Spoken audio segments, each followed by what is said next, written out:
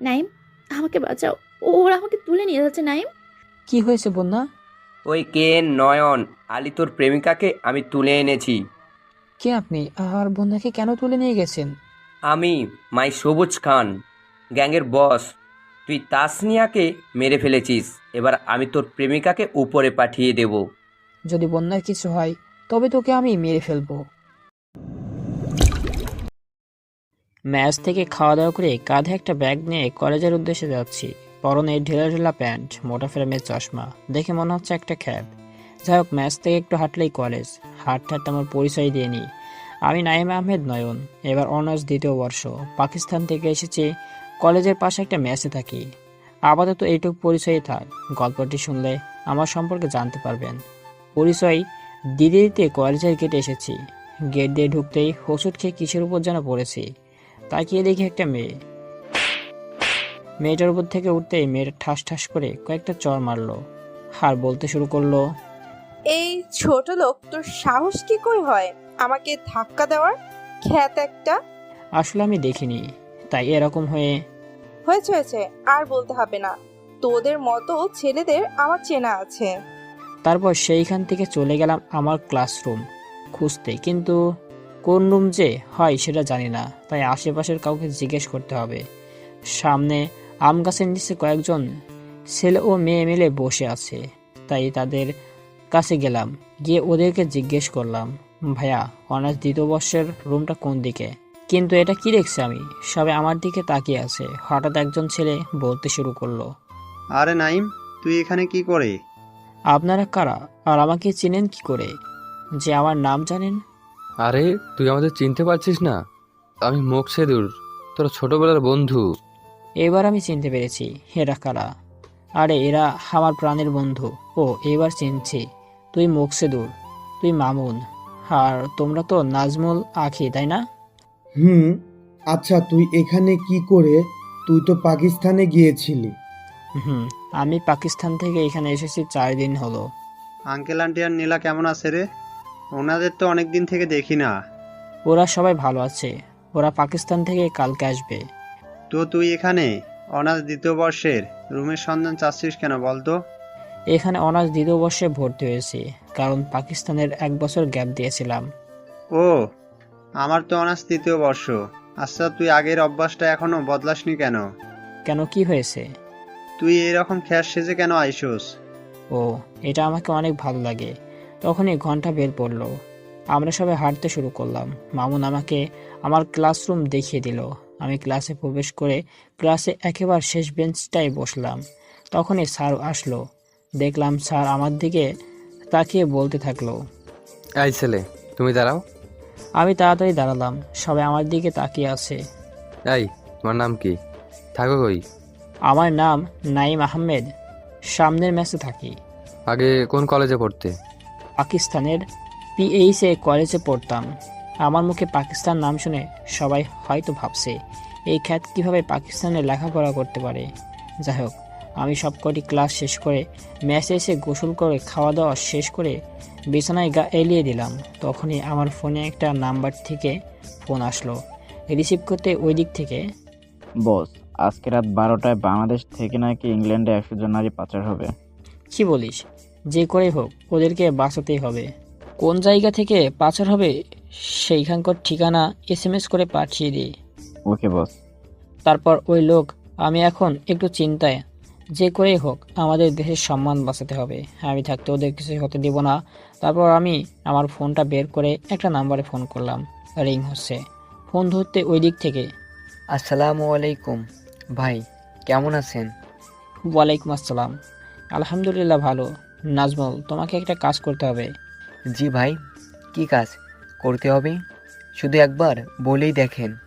বেশি কিছু কাজ না, তোমাকে নীল নদীর ধার ধরে কয়েকটা বোম সেট করতে হবে গোপনে, বুঝছো? ওকে ভাই, আর সাথে কিছু লোক লাগবে নাকি? না, কোনো লোক লাগবে না। আমার অনেক লোক আছে। তাছাড়া আমিও ওইখানে যাব। আপনি যাবেন তাহলে? তো পাচারকারীরা আর এই পৃথিবীতে থাকতেই পারবে না।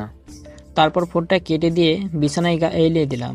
ফোনে রাত 11টায় অ্যালার্ম দিয়ে ঘুমিয়ে পড়লাম। হঠাৎ আমার ফোনটা বেজে উঠলো। আমি মনে করছি হয়তো অ্যালার্ম দিচ্ছে, কিন্তু না, একটা আননোন নাম্বার থেকে ফোন আসছে। ধরতে ওই দিক থেকে, বস, আবারও একটা খারাপ খবর আছে। কি খারাপ খবর? বস, আপনি যে কলেজে ভর্তি হয়েছেন ওই কলেজে ইসরায়েল থেকে একটা বড় লেডি মাফিয়ার দল আসবে এবং এখানে অবৈধ ব্যবসা শুরু করবে। সেটা আমি জানি, ওই জন্যই তো পাকিস্তান থেকে আসতে বাধ্য হলাম। ওকে বস, ভালো থাকবেন। ফোনটা কেটে দিয়ে একটা নাম্বারে ফোন করে বললাম 15 জন লোক আর 3টা গাড়ি যেন ম্যাচের বাড়িতে রেডি থাকে। এই বলে আবারও ঘুমের দেশে পাড়ি দিলাম। ঠিক 11টায় ফোনের অ্যালার্ম, ঘুম ভাঙলো।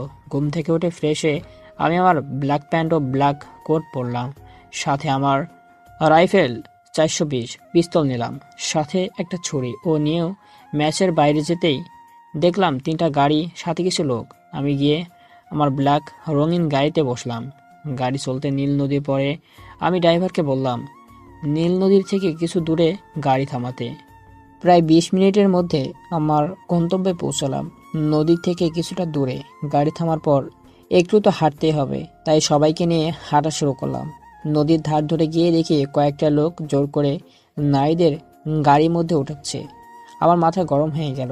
আমি সবাইকে বললাম নারীদের তাদের স্থানে পৌঁছায় দিয়ে আসবি, আর ওদের পাচারকারীদের লোকদের ধরে আমার আস্তানায় আনবে। ওরা সংখ্যায় অনেক কম, তাই ওদের ধরে এনে আমার আস্তানায় অন্ধকার কুটকুটে ঘরের মধ্যে 8টা লোক বাঁধা আছে। আসলে ওরাই হলো পাচারকারী। ওদের কাছে যেতে একজন বলে উঠল, কে রে তুই? আমাদের ধরে এনেছিস? তুই কি জানিস আমাদের গ্যাংয়ের নাম কি? বল না রে, একটু শুনি।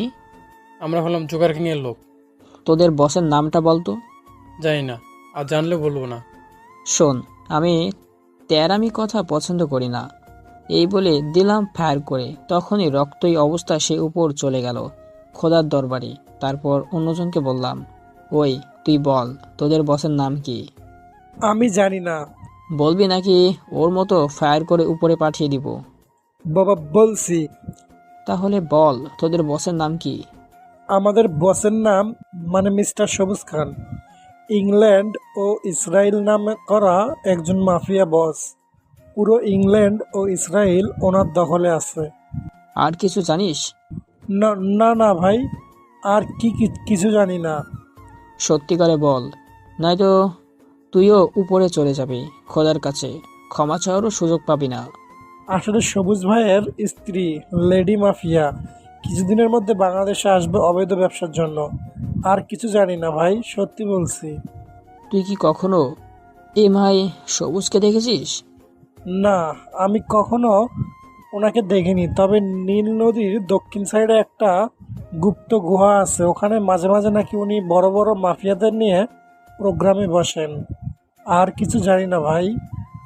গুড, তবে তোদের আর বেঁচে রেখে লাভ নাই, বরং একটু ক্ষতিই হবে। আমার রাইফেল 420টা বের করে ঠাস ঠাস করে বাকি 7জনকে উপরে পাঠিয়ে দিলাম। তারপর লিটনকে বললাম, লিটন, ওদের 7জনকে একটা গর্ত করে পুঁতে দিবি, যাতে কেউ বুঝতে না পারে। আর কালকে আমাদের সকল বড় লেভেলের মাফিয়াদের খবর দিবি যে কালকে রাত 8টায় আমার আস্তানায় প্রোগ্রাম আছে। ওকে বস। তারপর আমি ম্যাচে গিয়ে ড্রেস চেঞ্জ করে ঘুমিয়ে পড়লাম। সকাল 7টায় ঘুম ভাঙলো। ঘুম থেকে উঠেই গোসল করে খাওয়া দাওয়া করে কালকের মতো আজকেও কলেজের উদ্দেশ্যে রওনা দিলাম। কিছুক্ষণের মধ্যে কলেজে আসলাম। কলেজে আসার সময় সাথে মামুন, মুকসিদুর, নাজমুল ও আকিদের সাথে দেখা হয়ে গেল। তখনই মামুন বলতে লাগলো, নাইম, খবর টবর কেমন চলছে? আলহামদুলিল্লাহ ভালো। তোদের অবস্থা কীরকম? ভালোই যাচ্ছে, কিন্তু আর বেশি দিন মনে হয় ভালো থাকবে না। কেন, কি হয়েছে? চলো আগে আম গাছের নিচে গিয়ে বসি, তারপর সব বলছি। চল রে সবাই, চল। তারপর আমরা সবাই আম গাছের নিচে গিয়ে বসলাম, আর মামুন বলতে শুরু করলো, আসলে নাইম, এই কলেজের ওপর লেডি মাফিয়া নামে একটা গ্যাংয়ের কুনজর পড়েছে। ওরা এই কলেজে অবৈধ ব্যবসা করতে আসবে। মামুন, তুই এই খবর কই থেকে পেলি? নাইম, আসলে আমি কেএন মাফিয়া গ্যাংয়ের নীলফামারী জেলার দায়িত্বে আছি, তাই এই খবর আমি সবার আগে পেয়েছি। ও, আরে আমি যে মামুনের নাম শুনেছি নীলফামারীর দায়িত্বে আছে, তাহলে এই মামুনই? মনে মনে বললাম। আচ্ছা নাইম, আমরা যখন ক্লাস 7-এ পড়তাম তখন তোর আর আমার যে একটা স্বপ্ন ছিল তা কি এখনো তোর মনে আছে? কোন স্বপ্নের কথা বলছিস? তুই যে বলছিলি তুই বড় হয়ে গ্যাংস্টার হবি, আর আমি বলছিলাম আমি নীলফামারীর বড় মাফিয়া কিং হব। কিন্তু দেখ, আমার স্বপ্ন আমি পূরণ করতে পেরেছি, তুই তো পারলি না। তুই যদি জানতি আমি কে, তবে এইখানে তোর প্যান্ট নষ্ট হয়ে তুই নাবাক হয়ে যাতিস। আচ্ছা, তুই কি এই কেন মাফিয়া গ্যাংয়ের বসের নাম শুনেছিস বা ওনাকে দেখেছিস? ওনাকে দেখিনি, আর হ্যাঁ, ওনার নাম নাকি KN নয়ন। উনি নাকি অনেক ভয়ঙ্কর, উনি নাকি একটা আস্ত হায়না। আর হ্যাঁ, উনি নাকি আমাদের এলাকায় ছদ্মবেশে আছে। ও, চল ক্লাসে যাই। তারপর এক একে সবগুলো ক্লাস করে রুম থেকে বের হয়ে আসতে একটা মেয়েকে দেখে আমার চোখ আটকে গেল।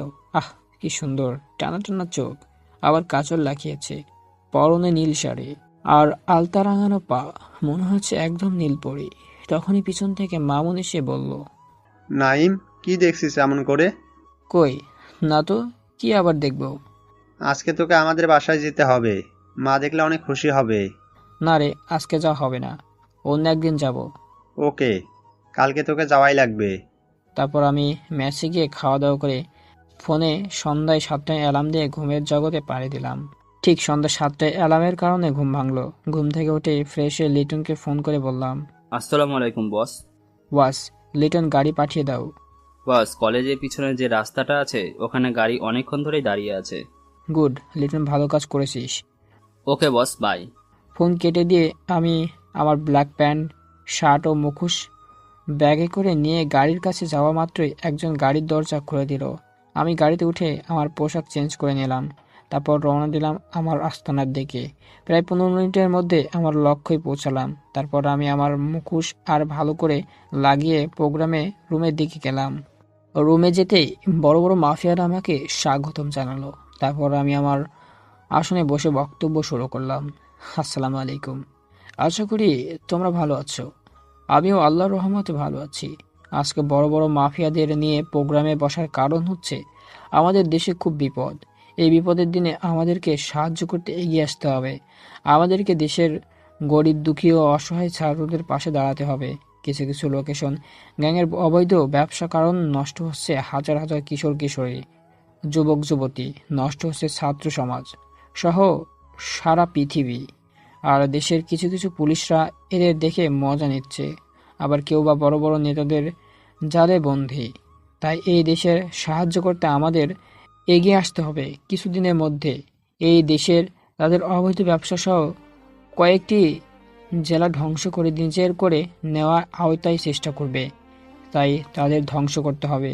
আরও কিছুক্ষণ বক্তব্য দিয়ে বেরিয়ে আসতেই একটা আননোন নাম্বার থেকে ফোন এলো। কিছুদিনের মধ্যেই এই দেশে তাদের অবৈধ ব্যবসা সহ কয়েকটি জেলা ধ্বংস করে নিজের করে নেওয়ার আওতায় চেষ্টা করবে। তাই তাদের ধ্বংস করতে হবে। প্রোগ্রাম শেষ করে বেরিয়ে আসতে হঠাৎ করে আননোন নাম্বার থেকে ফোন আসলো। ফোনটা ধরতেই ওই দিক থেকে, আসসালামু আলাইকুম বস। ওয়াস। বস, কালকে লেডি কিং তার দলবল নিয়ে বাংলাদেশে আসবে। ধন্যবাদ, আরও ওদের বিষয়ে ইনফরমেশন বের করো। ওকে বস। ফোনটা কেটে দিয়ে লিটনকে বললাম, লিটন, আমার মনে হয় কলেজের কেউ এর সাথে জড়িত আছে, কারণ কারোর সাপোর্ট ছাড়া এইখানে আসতে পারবে না। আর তুমি কালকে কলেজের অলিগলি ভালোভাবে সার্চ করবে। যদি কোনো কিছু সন্দেহজনক মনে করো তবে সরাসরি আমাকে খবর দিবে। ওকে, কিন্তু বস আমার মনে হয় সবার প্রথমে নীল নদীর গুহায় প্রোগ্রাম করবে। আসসালামু আলাইকুম বস। পিছনে ঘুরতে আমি অবাক হয়ে গেলাম, কারণ এই যে মামুন, ও কি আমাকে চিনতে পেরেছে? না, চিনতে পারবে না, কারণ আমি মুখোশ পরে আছি। ওয়াস। বস, আমি মামুন আহমেদ, এই নীলফামারী জেলার দায়িত্বে আছি। আমার বোন থাকতে এই নীলফামারী জেলার কিছু হতে দেব না। ধন্যবাদ মামুন, তুমি চেষ্টা চালিয়ে যাও, আমি তো আছি। ওকে ভাই। ওর সাথে কথা বলে আমি লিটনকে বললাম, লিটন, আমার বাইকটা কই আছে? আজ বাইকে করে চলে যাব। ওকে বস, আনতেছি। লিটন বাইকটা আনলো। আমি বাইকে করে আমার ম্যাচের দিকে যাচ্ছি। কিছু দূর যেতেই বাইকটা দাঁড় করিয়ে পোশাক চেঞ্জ করে আবার ম্যাচের দিকে যাচ্ছি। প্রায় 15 মিনিটের মধ্যে ম্যাচে গিয়ে পৌঁছালাম। এখন প্রায় 11টা বাজে। তাই খাওয়া দাওয়া করে আম্মুর সাথে কথা বললাম। ওরা নাকি হেলিকপ্টারে উঠেছে, তাছাড়া ওদের সাথে আমারও লোক আছে, তাই ঘুমিয়ে পড়লাম। হঠাৎ করে মেয়েলি কণ্ঠে কারো কান্না চিৎকার, কারণ ঘুমটা ভেঙে গেল। কেউ হয়তো বিপদে পড়েছে, তাই আমি 420টা নিয়ে চিৎকার অনুসরণ করে দৌড়াচ্ছি। শব্দটা কলেজের ভিতর একটা রুম থেকে আসছে। তাই কলেজের ভিতর রুমটাতে গিয়ে দেখলাম 3জন ছেলে মিলে একটা মেয়েকে রেপ করার চেষ্টা করছে। অন্ধকারের কারণে ওদের মুখটা ভালোভাবে দেখা যাচ্ছে না, তাই আমার ফোনের ফ্ল্যাশটা অন করলাম। তখনই ছেলেগুলো বলতে শুরু করলো, তুই কে রে? এখানে আসছিস? ভালোই ভালো বলছি চলে যা, নয়তো আর এই পৃথিবীর মুখ দেখতে পারবি না। আমি যাব, তবে একা যাব না, এই মেয়েটিকে নিয়ে যাব। এই বলে ওদের মারতে শুরু করলাম। এখানে গুলি করা যাবে না, কারণ ভবিষ্যতে বিপদ হতে পারে। বেশ কিছুক্ষণ মারার পর ওরা পালিয়ে যায়। তখন মেয়েটার দিকে নজর পড়লো, আর এ তো সেই মেয়েটা কলেজের ছুটি হওয়ার পর যাকে দেখলাম নীল শাড়িতে। মেয়েটাকে বললাম, আপনি কে, আর এত রাতে এইখানে বা কি করে এলেন? আমার নাম বন্যা চৌধুরী, এমপি রকিব আজাদের মেয়ে। কয়েকদিন ধরেই ছেলেগুলো আমাকে ডিস্টার্ব করতো, আর আজকে আমার এক বান্ধবীর বাড়ি থেকে কলেজের রাস্তা ধরে আসছিলাম। হঠাৎই এরা আমার গাড়ির সামনে আসে, আমি ব্রেক করলাম। তখনই ওরা আমাকে জোর করে তুলে এনে এই কথা বলেই কান্না শুরু করলো। চলুন আপনাকে আপনার বাড়িতে পৌঁছে দিয়ে আসি। না লাগবে না, সামনেই আমার বাসা, এখন একা যেতেই পারবো। তবে আপনাকে ধন্যবাদ। কিসের জন্য? আপনি না আসলে কিছু হতো? একজন মানুষ হিসাবে অন্য মানুষের সাহায্য করা আমার কর্তব্য। এই বলে আমি মেসে গিয়ে ঘুমিয়ে পড়লাম। সকাল 8টায় ঘুম ভাঙলো। ঘুম থেকে উঠে ফ্রেশে খাওয়া দাওয়া করে লিটনকে ফোন করে কলেজে আসার জন্য বললাম, আর ওকে সাবধান করলাম যেন কেউ এই বিষয়ে জানতে না পারে। তারপর কাঁধে ব্যাগ নিয়ে কলেজে গেলাম। কলেজে গিয়ে একা একা হাঁটছি। হঠাৎ পিছন থেকে কে যেন ডাক দিল। পিছনে ঘুরতেই আমি অবাক, আর ইনি তো বন্যা, যাকে কালকে রেপ হওয়া থেকে বাঁচিয়েছি। এই যে শুনছেন? জি বলেন। চলেন ওই দিকটায় গিয়ে বসি। চলেন। তারপর আমরা ওই দিকটাই গিয়ে বসলাম। বন্যা বলতে লাগলো, আপনি কি এই কলেজে পড়েন? আগে তো কখনো দেখিনি। এই কলেজে ভর্তি হয়েছি প্রায় 1 সপ্তাহ হয়েছে। ও, আপনার নাম কি? কোন ক্লাসে পড়েন? আমার নাম নাইম আহমেদ, অনার্স 2য় বর্ষে। ও, আমরা তো সেম ক্লাসে পড়ি, তাহলে তো আমরা বন্ধু। তাহলে আজ থেকে কি আমরা তুমি করে বলতে পারি? অবশ্যই। এই বলে আমিও বন্যা ক্লাসের দিকে আসতেছি। তখনই আমার সামনে মামুন আসলো আর বলতে লাগলো, নাইম, আজকে তোকে কিন্তু আমাদের ওখানে যেতে হবে। আজকে না বলতে পারবি না কিন্তু। ওকে ভাই, যাও। মামুন ওইখান থেকে চলে গেল। তখনই বন্যা বলল, আচ্ছা, মামুন ভাইকে তুমি কি করেছেন? আবার ছোটবেলার বন্ধু। ও। তারপর ক্লাসে গিয়ে সবগুলো ক্লাস করে রুম থেকে বের হয়ে মামুন আমার সামনে এসে হাজির। নাইম, আমাদের ওখানে চল। আরে ভাই, আগে ম্যাচে গিয়ে ব্যাগটা রাখতে হবে তো। ওকে চল। তারপর ম্যাচে গিয়ে ব্যাগটা রেখে ফ্রেশে মামুনের বাড়িতে উদ্দেশ্যে রওনা দিলাম। হঠাৎ আমার ফোনটা বেজে উঠলো। আরে এ তো আম্মু ফোন করেছে। ধরতেই, আম্মু এয়ারপোর্টে পৌঁছাছো? না, তবে কিছুক্ষণের মধ্যে পৌঁছাবো। ওকে আম্মু। কলেজ থেকে মামুনের বাসায় বাইক করে যেতে 10 মিনিট মতো লেগেছে। মামুন কলিং বেল বাজাতে আন্টি এসে দরজা খুলে দিল। আমি গিয়ে আন্টিকে সালাম করলাম। আন্টি কেমন আছেন? আলহামদুলিল্লাহ ভালো, তুমি? আমি ভালো আছি। তোমার আম্মু কবে আসবে? এতক্ষণ এয়ারপোর্টে পৌঁছে এসে মনে হয়। ও, চলো ভিতরে চলো। তারপর ভিতরে গিয়ে আন্টি ও আঙ্কেলের সাথে কিছুক্ষণ গল্প করলাম। তারপর খাওয়া দাওয়া করে আমরা সবাই বসে গল্প করছি। হঠাৎ লিটন ফোন আসলো। ফোনটা ধরতে লিটন যা বলল তা শুনে আমার হাত পা থরথর করে কাঁপছে। আমি নির্বাক হয়ে বসে আছি। চোখ দিয়ে অশ্রুফোঁটা টপ টপ করে পড়ছে। বস, আপনার পরিবারের লোকজন যে হেলিকপ্টারে আসতেছে, ওই হেলিকপ্টার এয়ারপোর্টে ল্যান্ড হওয়ার আগেই কেউ বোমা মেরে সব ধ্বংস করে দিয়েছে। এই কথা শোনার পর আমি কি করব সেটা তো নিজেই জানি না। তখনই মামুন বলল, নাইম, কি হয়েছে? কান্না করতেছিস কেন? সব ঠিক আছে তো? আমরা যে হেলিকপ্টারে আসছিল ওই হেলিকপ্টারের এয়ারপোর্ট ল্যান্ড হওয়ার আগে কেউ বোম মেরে দিয়েছে। কি বলছো এইসব নাইম? ঠিক বলেছি। তারপর আঙ্কেল আন্টি আমাকে সান্ত্বনা দিচ্ছে। তখনই মামুন বলল, আচ্ছা নাইম, তোদের সাথে কি কারো শত্রুতা ছিল? হ্যাঁ, সবাই আমার শত্রু, সবাই। মানে কি বলছিস তুই? কিছুই তো বুঝতে পারছি না। আমি ঠিকই বলেছি, কারণ আমি হলাম আন্ডারওয়ার্ল্ডের মাফিয়া কিং KN নয়ন আলী। আমার শত্রু তো থাকবেই। আমার কথাগুলো শুনে আঙ্কেল ও আন্টি সাথে মামুন অবাক হয়ে গেল। ওরা হয়তো ভাবছে নাইম কিভাবে KN নয়ন আলী হতে পারে, কিন্তু বাস্তবে নাইম হচ্ছে KN নয়ন আলী। আমরা সবাই নীরবভাবে বসে আছি। তখনই মামুন বলল, নাইম, যা হয়েছে ভুলে যা, আমরা তো আছি। মামুন, আমি যে তা যেন কেউ জানতে না পারে। ওকে। তারপর আমি মামুনের কাছ থেকে বিদায় নিয়ে মেসে এসে বিছানায় শুয়ে কাঁদছি। তখনই লিটন ফোন করলো। ফোনটা ধরতেই, হ্যাঁ লিটন বল। বস, হেলিকপ্টারে 15,000 ভোল্টের বোমা মারার কারণে আপনার পরিবারের কারো লাশ কোনো চিহ্ন পাওয়া যায়নি। যারা আমার পিতামাতা ও আদরের ছোট বোনকে মেরেছে তাদেরকে আমি বাঁচতে দিব না, তাদের কলিজা ছিঁড়ে ছিঁড়ে খাবো। লিটন, তুমি খোঁজ নাও কারা এই কাজ করেছে। ফোনটা কেটে দিয়ে আধ মনে ভাবছি যারা ওদের মেরেছে তাদের তিলে তিলে কষ্ট দিয়ে মারবো। তখনই একটা আননোন নাম্বার থেকে ফোন আসলো। রিসিভ করতেই ওই দিক থেকে, আসসালামু আলাইকুম বস। ওয়াস। বস, লেডি কিং ও জোকার কিং তো একই দলের লোক, কিন্তু নামটা ভিন্ন দিয়েছে। এই খবরটা জানি, নতুন খবর থাকলে বলো। বস, আজকে রাত 9টায় লেডি কিং অনলাইন লাইভে আসবে। হো, ধন্যবাদ। তুমি লিঙ্কটা সেন্ড করে আমাকে পাঠিয়ে দাও। ওকে বস। আর হেলিকপ্টারে যারা বোম মেরেছে তাদের খোঁজার চেষ্টা চালাচ্ছি। ওকে। তারপর কলটা কেটে দিয়ে ঘুমানোর চেষ্টা করছি, কিন্তু ঘুম আর আসছে না। শুধু মনে পড়ছে আম্মু, হাব্বু, নীলার ওই আগের স্মৃতিগুলো। আর ভাবছি ওরা যদি বেঁচে থাকতো আজকে আমার অনেক মজা করতাম। ভাবতে ভাবতে কখন যে 9টা বেজে গেছে নিজেও জানি না। তখনই মনে পড়লো লেডি কিংয়ের কথা। তখনই ফোনটা হাতে নিয়ে ফেসবুকে ঢুকে মেসেঞ্জার থেকে লিঙ্কটা ওপেন করতেই দেখি একটা মেয়ে মুখোশ পরে লাইভে আসছে আর বলতে লাগলো,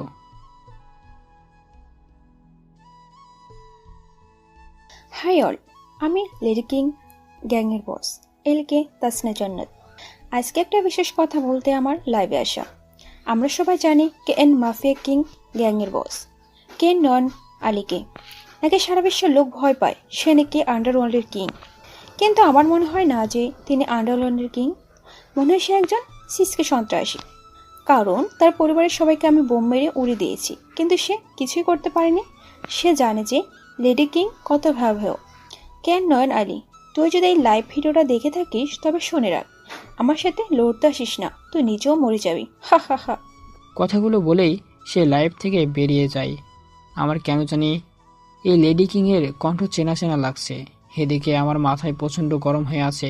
যদি লেডি কিংকে আমার সামনে পাই তবে তাকে ভয়ানকভাবে মৃত্যু দিব। এরকম ভাবতে ভাবতে কখন যে ঘুমিয়ে পড়ছি নিজেই জানি না। সকাল 7টায় ঘুম ভাঙলো। ঘুম থেকে উঠেই ফ্রেশ হয়ে কিছুক্ষণ বই পড়ে খাওয়া দাওয়া করে কাঁধে ব্যাগ নিয়ে কলেজের উদ্দেশ্যে পাড়ি দিলাম। কিছুক্ষণের মধ্যে কলেজে পৌঁছালাম।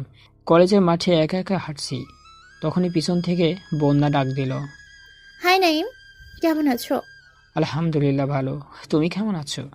ভালো, কিন্তু তোমাকে আজ যেন কেমন চিন্তিত চিন্তিত লাগছে। কই না তো, আমি ঠিক আছি।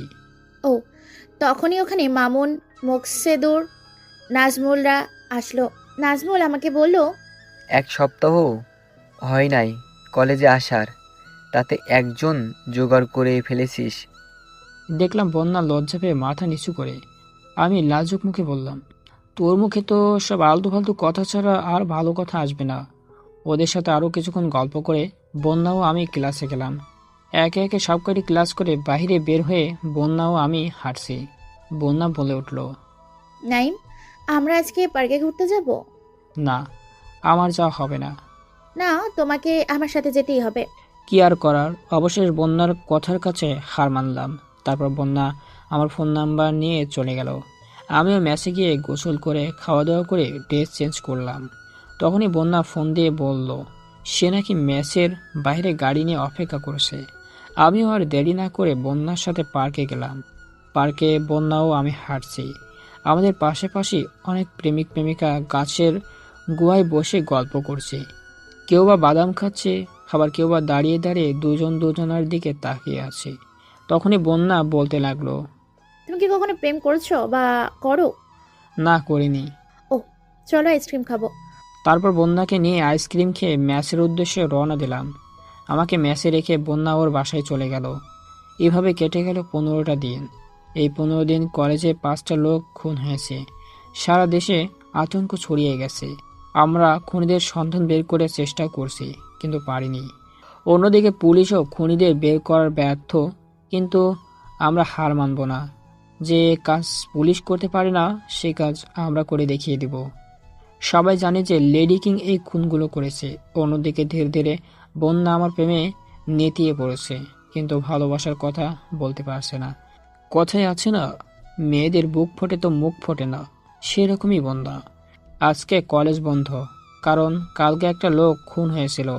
তাই ম্যাচে বসে ফেসবুকে ঢুকে লেডি কিংয়ের আইডি হ্যাক করার চেষ্টা করেছি, কিন্তু পারছি না। তখনই আমার ফোনে আননোন নাম্বার থেকে ফোন আসলো। ফোন ধরতে লোকটা যা বলল তা শুনে আমার মুখে এক সিলতে হাসি ফুটলো। ফোনে যা বলল, বস, আমি লেডি কিং এর আইডিটা হ্যাক করে জানতে পারলাম ওরা আজকে সন্ধ্যায় নীল নদীর পাড়ে গোপন প্রোগ্রামে বসবে। গুড। ওরা যেন বুঝতে না পারে আমরা আইডিটা হ্যাক করেছি। আরও ইনফরমেশন বের। ওকে বস। ফোনটা কেটে দিয়ে মনে মনে ভাবছি, আজকে লেডি কিংকে এই পৃথিবী ছাড়তে হবে। তারপর লিটনকে ফোন করলাম। ফোনটা রিসিভ করতেই ওদিক থেকে, আসসালামু আলাইকুম বস। ওয়াচ লিটন, তোমাকে একটা কাজ করতে হবে। কি কাজ করতে হবে বলেন। আজকে এক্ষণে নীল নদীর আশেপাশে ওই গুহার প্রত্যেকটা অলিগলিতে রিমোট বম সেট করবি। কেউ যেন জানতে না পারে, বুঝতে না পারে।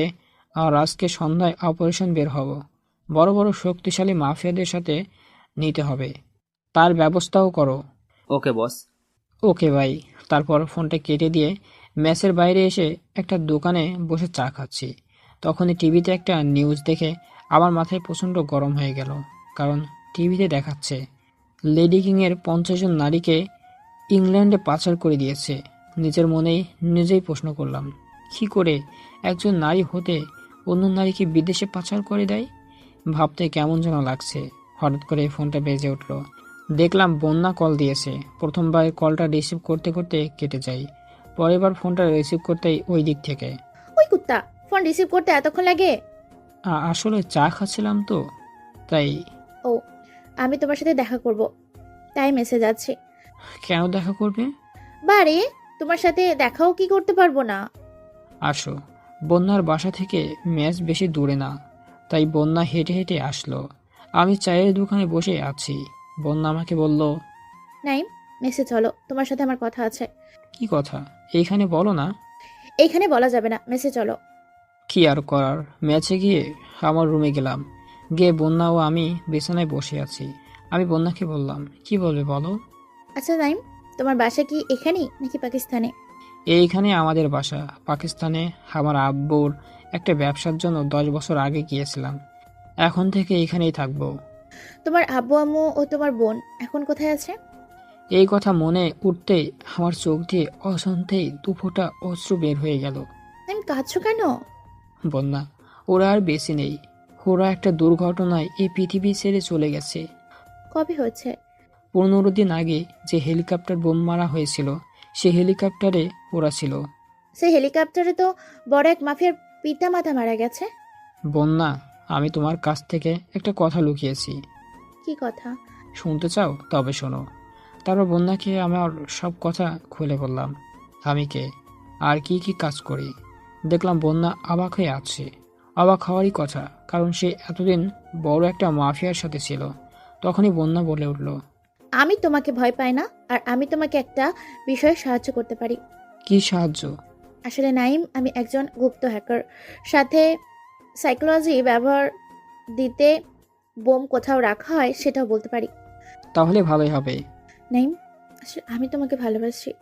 শোনো বন্যা, মাফিয়াদের মনে ভালোবাসা হয়, শুধু অন্যর রক্ত ছড়ানো হয়।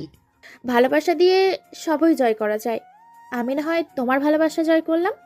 কখন যে আমি কার বুলেটে এসে আমার শরীরের আঘাত হানবে তারও কোনো নিশ্চয়তা নেই। ওই বুলেট এসে তোমার শরীরে আঘাত হানার আগেই আমি আমার বুক পেতে দিব, তবুও আমার ভালোবাসার মানুষের কিচ্ছু হতে দিব না। এই কথা শোনার সাথে সাথে বন্যা হাত ধরে একটা ঝটকা টান দিয়ে আমার বুকের সাথে মিশিয়ে নিলাম আর বলতে লাগলাম, আমিও তোমাকে ভালোবাসি, অনেক ভালোবাসি। তখনই আমার ফোনটা বেজে উঠলো। বের করে দেখলাম একটা আননোন নাম্বার থেকে ফোন দিয়েছে। ফোনটা রিসিভ করতেই ওই দিক থেকে, বস, লেডি কিং এর লোকেশন পাওয়া গেছে। এই মুহূর্তে লেডি কিং নীলফামারী জেলার ভিতরে আছে। ধন্যবাদ। তুমি একটা কাজ করো। কি কাজ? কোথায় যাচ্ছে এবং কোথায় ফিরেছে সে এলাকার নামটা নোট করে রাখবে। ওকে বস। ফোনটা কেটে দিয়ে বন্যাকে বললাম, বন্যা, তুমি আজকের মতো যাও, আমার অনেক কাজ আছে, আর আমার আসল পরিচয়ে কথা কাউকে বলবে না। ওকে, চলে গেলাম, কালকে আবার দেখা হবে, বাই। বন্যা চলে গেল, আর এদিকে আমি আবার ফোনটা বের করেই ইংল্যান্ডের একটা বড় মাফিয়াকে ফোন করলাম। ফোনটা রিসিভ করতেই ওই দিক থেকে, আসসালামু আলাইকুম বস। ওয়াজ, শোনো, আব্দুর রহিম, বাংলায় কোথায় বলবে? ওকে, কেমন আছেন বস? আলহামদুলিল্লাহ ভালো। তোমার কাজ কেমন চলছে? আপনার দয় ভালোই চলছে। তোমার ওইখানে লেডি কিংয়ের 50 জন নারী পাচার করেছে, আর এদিকে আমার পরিবারের 3 জন লোককে মেরে ফেলেছে।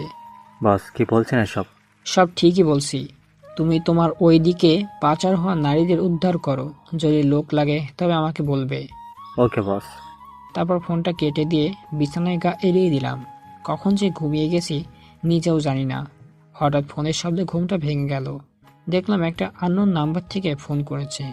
রিসিভ করতেই ওই দিক থেকে, বস, বর্তমানে লিডি কিং এর লোকেশন নীলফামারী গুহার ভিতরে। ওকে ধন্যবাদ। ফোনটা কেটে দিয়ে লিটনকে ফোন করলাম। রিসিভ করতেই, বস প্রায় 70 জন লোক রেডি আছে। ধন্যবাদ, আমি বাইক নিয়ে যাচ্ছি।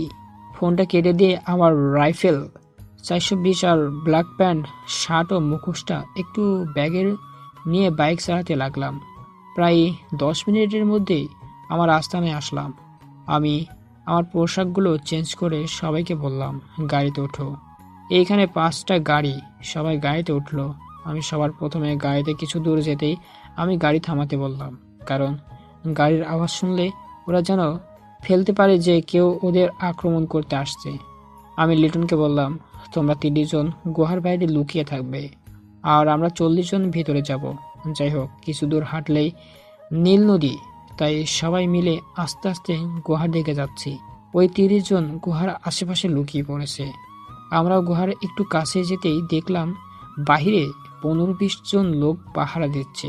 আমি ইশারা করতেই ওই লোকেদের লাশ মাটিতে পড়ে গেল। আমরা গুলি করলে আওয়াজ হবে না, কারণ আমরা রাইফেলের সাইলেন্সটা খুলে রেখেছি। আমরা ধীরে ধীরে গুহার ভিতরে যাচ্ছি। গিয়ে দেখলাম 40 জন লোক প্রোগ্রাম করেছে, আর সামনে 3 জন মহিলা বসে আছে। ওইখান থেকে একজন বক্তব্য উপস্থাপন করেছে। আমি ইশারা করতেই যুদ্ধ শুরু হয়ে গেল। এদিকে আমি দেখলাম ওই 3 জন মহিলা গুহার বাইরে দৌড়াতে লাগলো।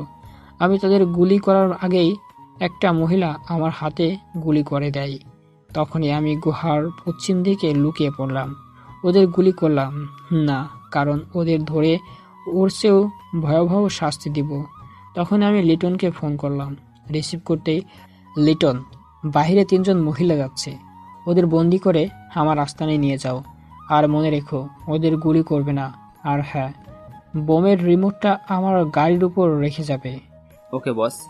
এইদিকে লেডি কিংয়ের সব লোক লাশে মাটিতে পড়ে আছে, সাথে আমাদেরও কয়েকজন লোক। তারপর আমি সবাইকে নিয়ে গাড়িতে গিয়ে বসলাম। হঠাৎ একজন বলল, বস, লেডি কিং কি ধরা পড়ে নাই?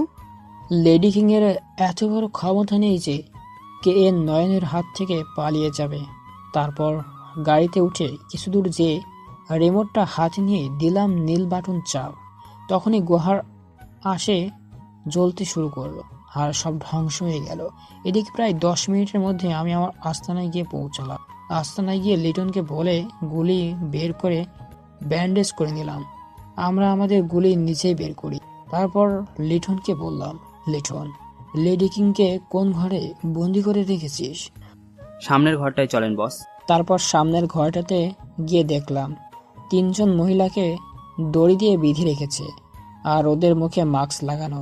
তখনই মাঝের মহিলাটি বলতে লাগলো, নয়ন, ভালো যদি চাস তবে আমাদের ছেড়ে দে, না হলে জোকার কিং তোকে ছাড়বে না। মহিলাটার কণ্ঠ কেমন যেন চেনা চেনা লাগছে। তাই লিটনকে বললাম, লিটন, লেডি কিং ম্যাডামের কণ্ঠটা কেমন যেন চেনা চেনা লাগছে, মাস্কটা খুলে দাও। ওকে বস। আমার কথা মতো লিটন লেডি কিং এর মাস্কটা খুলে ফেললো। তারপর মুখটা দেখা মাত্রই আমার মাথায় যেন আকাশ ভেঙে পড়লো। এ আমি কাকে দেখছি? এ তো হলো তাসনিয়া, আমার আগের চেয়ে। এর সাথে আমার পাকিস্তানের রিলেশন হয়, আবার একটা কারণবশত আমাদের ব্রেকআপ হয়ে যায়। চলুন একটু অতীতে ফিরে যাই। তখন আমি ক্লাস 8-এ পড়ি। আমার পরিবার সবাই যেমন আব্বু, আম্মু, নীলা, দাদা দাদি সবাই মিলে পাকিস্তানে যাই, কারণ সেইখানে দাদা ও আব্বু একটা ব্যবসা করবে। আমরা পাকিস্তানে গিয়ে পৌঁছালাম। পরের দিন আব্বু আমাকে একটা ক্লাস 8-এ ভর্তি করে দেয়। আমি প্রথম দিন ক্লাসে যেয়ে দেখলাম কয়েকজন লোক মিলে একটা বৃদ্ধা লোককে মেরে তার মেয়েকে তুলে নিয়ে গেল। বৃদ্ধ লোকটার কান্না ও রক্ত ভরা শরীর দেখে আমার চোখ থেকে দুফোঁটা অশ্রু গড়িয়ে পড়ল। তখনই পিছন থেকে একটা লোক আমার কাঁধে হাত রেখে বলল, তুমি কাঁদছো কেন বাবা? ওই লোকটার কান্না ও রক্ত ভরা শরীর দেখে আমার চোখে পানি আটকাতে পারলাম না। ও, তুমি কি আগে তো কখনো এই স্কুলে দেখিনি? আমিও আমার পরিবারের লোকজন কয়েকদিন আগে বাংলাদেশ থেকে পাকিস্তানে এসেছি। ও আচ্ছা কাকু, লোকগুলো মেয়েটাকে নিয়ে কি করবে? ওরা পাচারকারী, মেয়েটাকে ওরা পাচার করবে। পুলিশকে বলে দিলেই তো হয়। ওরা মাফিয়ার লোক, ওদের পুলিশও ভয় পায়। কাকু, মাফিয়া কি করে হয়? আমিও একটা বড় একটা মাফিয়া হয়ে ওদের ধ্বংস করতে চাই। তাহলে তোমাকে অনেক পরিশ্রম ও অনেক ভয়াবহ কাজ করতে হবে। আমি সব কাজ করতে রাজি। তাহলে তোমাকে পড়ালেখার ফাঁকে ফাঁকে বড় বড় ভয়ঙ্কর ট্রেনিং দিতে হবে। আজ থেকে ট্রেনিং দেওয়া তোমাকে শেখাবো। ওকে কাকু। তারপর ক্লাস ছুটি হওয়ার পর ও মাঝে মাঝে ক্লাস ফাঁকি দিয়ে 2 বছরের মধ্যে বড় বড় ট্রেনিংয়ের মাধ্যমে দিয়ে আমি হয়ে উঠি একটা অন্ধকার জগতের নায়া ও নীতিবান মানুষ। আর খারাপ লোকেদের জম। সাথে আমি এসএসসিও পাশ করছি, জিপিএ 5 পেয়ে, আর একটা নতুন কলেজে ভর্তি হয়েছি। আজকে আমার কলেজের প্রথম দিন, তাই একটু আগেই বাইকটা নিয়ে কলেজের উদ্দেশ্যে রওনা দিলাম। প্রায় 10 মিনিটের মধ্যে আমি কলেজে পৌঁছে বাইকটা স্ট্যান্ডে রেখে আশেপাশে ভালো করে দেখছি। কিছুক্ষণ পর ক্লাসে গিয়ে একটা সিটে বসলাম। আশেপাশের সিটগুলোতে তাকিয়ে দেখি মাত্র কয়েকজন ছেলে ও মেয়ে এসেছে। প্রায় 5 মিনিট পর লক্ষ্য করলাম রুমের ছাত্রছাত্রী ঢুকে সিটগুলো পূরণ হয়ে গেছে। হঠাৎ পিছন থেকে কে যেন আমার হাতটা শক্ত করে ধরলো। তাকিয়ে দেখি একটা মেয়ে। তাই বলতে লাগলাম, কিছু বলবেন? আপনাকে ভালোবাসি। কি আলতু ফালতু বকছেন? আপনি পাগল নাকি? হ্যাঁ, আমি পাগল, আপনার ভালোবাসার পাগল। কি বজ্জাত মেয়ে রে বাবা! এই হাত ছাড়েন। এবার মতো ছাড়লাম, পরে কিন্তু ছাড়বো না। তারপর স্যার আসলো। স্যার এসেই সবাইকে সবার পরিচয় দিতে বলল। একে একে আমরা সবাই সবার পরিচয় স্যারকে দিলাম। এভাবে একে একে সবকটি ক্লাস শেষ হয়ে গেল। বাইরে বের হতেই পিছন থেকে কে যেন আমার নাম ধরে ডাক দিল। তাকিয়ে দেখলাম সেইখানকার মেয়েটা। কিন্তু ও আমার নামটা কি করে জানলো? হয়তো স্যারের কাছে পরিচয় দেওয়ার সময় জেনেছে। মেয়েটা যা বলল, হ্যালো মিস্টার নাইম খান। কি সমস্যা আপনার? কিছু বলবেন নাকি? আসলে আজকে প্রথম দেখায় আপনাকে ভালোবেসে ফেলেছি। প্রথম দেখায় ভালোবাসা হয় না, যা হয় তা হলো ভালো লাগা। আর এই ভালো লাগা বেশি দিন থাকে না, কয়েকদিন গেলেই সব ঠিক হয়ে যাবে। প্রথম দেখায় যদি একটা ছেলে আর একটা মেয়ের বিয়ে হতে পারে, তবে প্রথম দেখার ভালোবাসা কেন হয় না? আপনি আমাকে চেনেন না, জানেন না, হয়তো হয়তো আমি একটা খারাপ ছেলেও হতে পারি। হয়তো আমি আপনাকে চিনি না, কিন্তু কয়েকদিন আপনার সাথে কাটালে ঠিক জেনে যাব। আর আপনি যদি খারাপ হন, তাহলে আপনাকে ভালো করার দায়িত্ব আমি নেব। এখন আমি যাই। ওকে যাও, তবে আমার নামটা জেনে রাখো। আমার নাম তাসনিয়া জান্নাত। তারপর মেয়েটা অর্থাৎ তানিশাকে আর কিছু না বলে আমি বাইক স্ট্যান্ডে গিয়ে বাইকটা নিয়ে বাসার উদ্দেশ্যে রওনা দিলাম। প্রায় 10 মিনিটের মধ্যে বাসায় গিয়ে পৌঁছালাম। বাসায় গিয়ে দেখি আব্বু আম্মু, নীলা ও দাদা দাদি বসে গল্প করছে। আমি ওইখানে যাওয়া মাত্রই আম্মু বলতে লাগলো, নাইম, কলেজের প্রথম দিন কেমন কাটলো? ভালো প্লাস খারাপ দুইটাই কাটছে। খারাপ দিকটা একটু বলো তো শুনি, কেমন খারাপ কাটলো? তাহলে শোনো। তারপর একে একে কলেজের সব ঘটনা আম্মুদের বললাম। দেখলাম আম্মু সহ বাকি সবাই হাসছে। তখনই দাদা বলতে লাগলো, আজকে তাহলে আমার নাতনি বউ আমার নাতনিকে ডিস্টার্ব করছে। হাসতো হাসো, যত খুশি তত হাসো। আম্মু ভাত বাড়ো, ফ্রেশ হয়ে আসছি। যাও ফ্রেশ হয়ে আসো। তারপর খাওয়া দাওয়া করে আম্মুর সাথে বসে আছি। তখনই আম্মু বলতে লাগলো, নাইম, মেয়েটা দেখতে কেমন? কোন মেয়ের কথা বলছো? কলেজে যে মেয়েটা তোকে প্রপোজ করেছিল। তা জেনে কি করবে? তাছাড়া ওইসব আলতু ফালতু মেয়েদের কথা বাদ দাও। বল না বাবা। দেখতে বেশ ভালোই আছে, তারপর আমি আবার রুমে গিয়ে বিছানায় গা এলিয়ে দিলাম। হঠাৎ ফোনটা বেজে উঠলো। ফোনটা ধরতে ওই দিক থেকে। নাইম, তোমাকে আজকে সন্ধ্যায় একটা অপারেশনে যেতে হবে। ওকে কাকু। তারপর একটা ঘুম দিলাম। ঘুম থেকে উঠেই দেখি সন্ধ্যা 6টা বাজে। তাই কাকুকে ফোন করলাম। কাকু, কোথায় যেতে হবে বলেন? আমরা তোমার বাসার বাইরে দাঁড়িয়ে আছি, তুমি চলে আসো। তারপর আমাকে একটা বন্ধুর বাসায় যাওয়ার কথা বলে বাসা থেকে বের হয়ে দেখে একটা গাড়ি দাঁড়িয়ে আছে। আমি গাড়িতে গিয়ে বসা মাত্রই গাড়ি চলতে শুরু করলো। প্রায় 15 মিনিটের মধ্যে গাড়িটা একটা পুরনো বাসায় বেশ কিছুক্ষণ দূরে দাঁড় করালো। আমার গাড়ির ভিতর থেকে বাইর হয়ে বেরিয়ে আসলাম। তখনই কাকু কিছু ড্রেস বের করে দিয়ে বলল, নাইম, এই ড্রেসগুলো পরে নাও, তাহলে তোমাকে কেউ দেখলেও চিনতে পারবে না। ওকে, এখন কি করতে হবে বলেন? এই পুরনো বাসায় কয়েকজন বড় মাফিয়া একটা মেয়েকে তুলে এনেছে। ওই মেয়েটাকে আমাদের বাঁচাতে হবে। এই কথা শোনা মাত্র আমার মাথা প্রচণ্ড গরম হয়ে গেল। তখনই কাকুকে বললাম, কাকু, আমি একাই যাব, আপনারা এইখানে দাঁড়িয়ে থাকেন। তুমি একাই পারবে না, আমরাও যাব। কাকু, চিন্তা করবেন না, আমি 2 বছর ট্রেনিং এমনি এমনি দেয়নি। তারপর কাকুর কাছ থেকে রাইফেল 420 নিয়ে আমি একাই গেলাম। গিয়ে দেখলাম 7টা লোক মিলে একটা মেয়েকে বেঁধে রেখেছে। আর মেয়েটা কান্না করে বলছে, আমাকে ছেড়ে দিন। আর তারা মেয়েটার কথা না শুনে তারা সাথে অশ্লীল ভাষায় কথা বলছে। আমি লোকগুলোর সামনে গেলাম। তখনই একটা লোক বলতে লাগলো, ওই কে রে? তোদের জব। তখনই একটা লোক যে আমাকে গুলি করতে যাবে, তার আগে আমি তাকে পৃথিবী ছেড়ে পরপারে পাঠিয়ে দিলাম। তা দেখে বাকি 6টা লোকও আমাকে গুলি করার জন্য রাইফেল বের করতে তাদের লাশগুলো মাটিতে লুটিয়ে পড়ল। মানে তারা রাইফেল বের করার আগেই আমি তাদের গুলি করে দিই।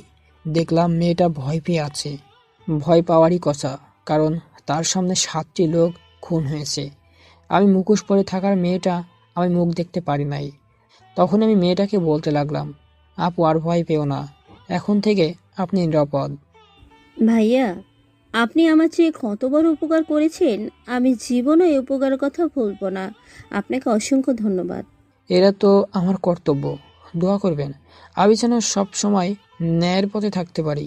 আপনার নাম কি ভাই? কিছুদিনের মধ্যে জানতে পারবেন। চলুন আপনাকে আপনার বাসায় পৌঁছে দিয়ে আসি। চলুন। তারপর আমিও মেয়েটার গাড়ির কাছে যেতে কাকু ও আরও লোকেরা মুখে মুখোশ পরে নেয়, কারণ মেয়েটা যেন আমাদের চিনতে পারে না। তারপর মেয়েটাকে তার বাসার সামনে নামিয়ে দিয়ে কাকুর কলেজের দিকে গাড়ি চালাতে লাগলো। তাই আমি কাকুকে বললাম, কাকু, কলেজে যাচ্ছেন কেন? আরও অপারেশন আছে নাকি? না, নেই, তুমি গেলেই দেখতে পাবে। তাতে তোর কি রে? আমরা কাকে মারবো কাকে কাটবো তার কৈফিয়ত কি তোকে দিতে হবে? তারপর আমি আমার রাইফেল বের করে ওদেরকে চিরদিনের জন্য ঘুম পাড়িয়ে দিলাম। দেখলাম মার খাওয়া ছেলেটা ভয় পেয়ে আছে। আমি ছেলেটাকে বললাম, ওরা তোমাকে মারছিল কেন? সামনে বস্তিতে আমি আমার বোন থাকতাম। এই ছেলেগুলো আমার বোনকে তুলে নিয়ে যায়। আমি অনেক বাধা দিয়েও তাদের সাথে পেরে উঠতে পারিনি। তখন আমি পুলিশের কাছে রিপোর্ট করি, তাই ওরা আমাকে মারছিল। তোমার বোন এখন কোথায়? ও আর পৃথিবীতে নেই। ওই নরপশুরা ওকে মেরে ফেলেছে। হো। আচ্ছা ভাই, আপনি কে? একজন সৎ মাফিয়া, অন্যায়ের বিরুদ্ধে কাজ করি। ভাই, আমি একজন মাফিয়া হয়ে ভালো কাজ করতে চাই।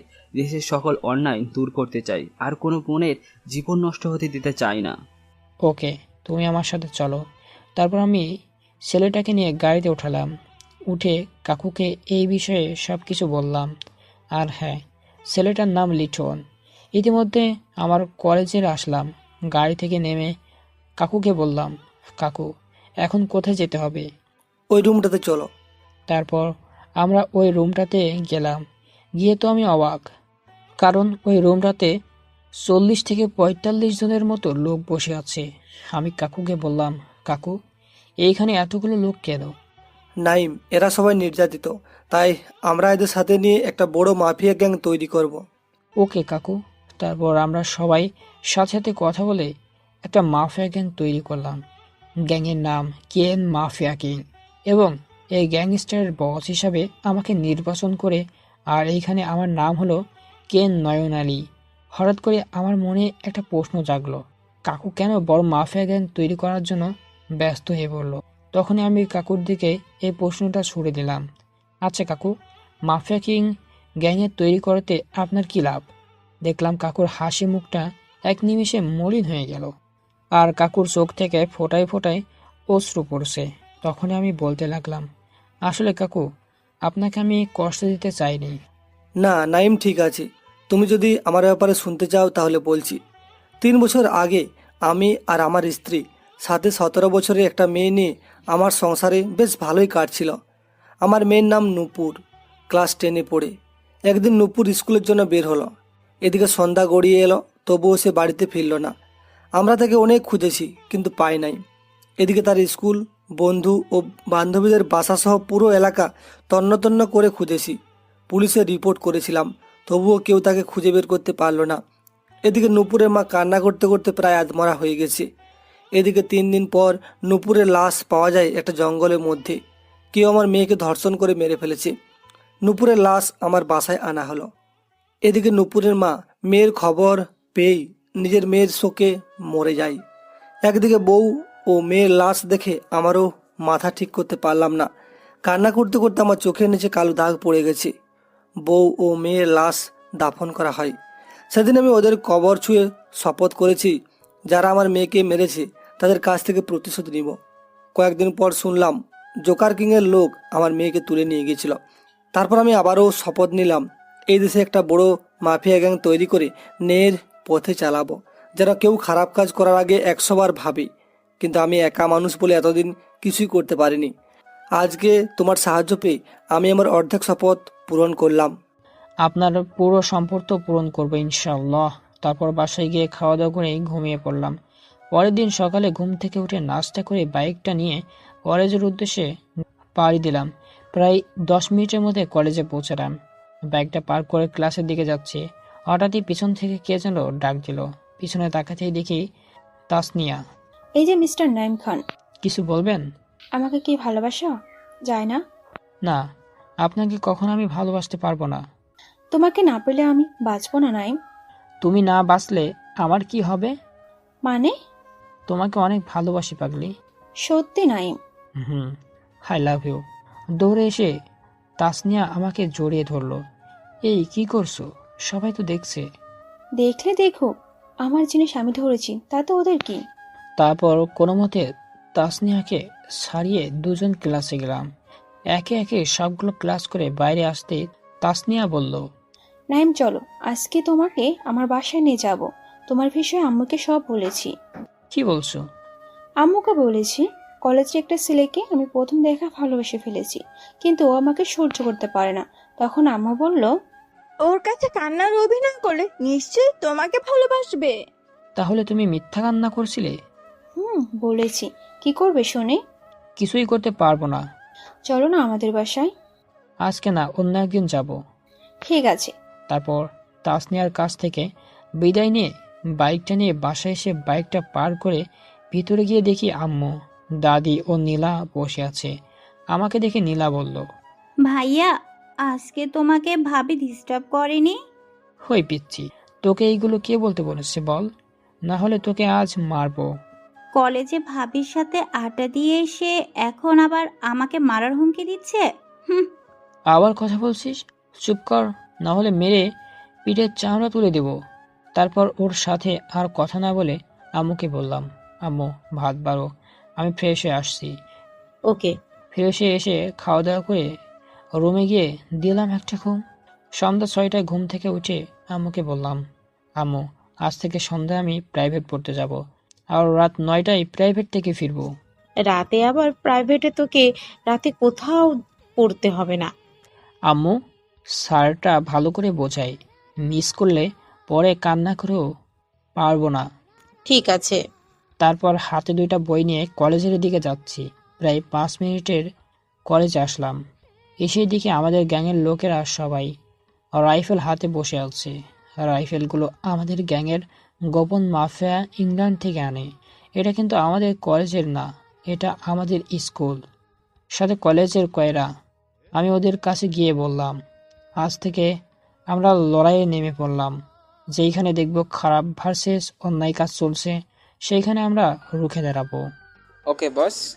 তারপর থেকে আমরা সারা দেশে ড্রাগস, হিরোইন, ইয়াবা, এই ধর্ষণ সহ অন্যান্য খারাপ কাজগুলোকে বন্ধ করে ফেললাম। দেখতে দেখতে 6টা মাসে কেটে গেছে। এখন এই পাকিস্তান সহ বেশ কয়েকটা দেশ কেন মাফিয়া কিংয়ের নাম শুনলে মানুষ স্পন্দ থেমে যায়, কারণ তারা আজ পর্যন্ত যতগুলো লোককে মেরেছে তাদেরকে অনেক কষ্ট ও বিচ্ছিরিভাবে কেটে মৃত্যু দিয়েছে। আর যারা ওদের থাপ্পড়ের পরেও জীবন নিয়ে পালিয়ে এসেছে তারা খোদার কাছে তওবা করতে যেন কেন মাফিয়া কিংয়ের নজরে কখনো না পড়ি। এদিকে আমরা জোকার কিংয়ের খোঁজ বের করে যা শুনলাম তা শুনে একটু খুশি হলাম। মানে জোকার কিংয়ের ছোট ভাই জোকার কিংকে মেরে নিজের হয়েছি। জোকার কিং আর এই দেশ থেকে পালিয়ে অন্য দেশে গেছে। আজকে সন্ধ্যায় সে একটা অপারেশনে আছে, আর আজকে যাকে মারবো সে হলো একটা ধর্ষক। তাই 6টায় বাসা থেকে বের হয়ে দেখি 3টা গাড়ি আমার বাসার সামনে দাঁড়িয়ে আছে।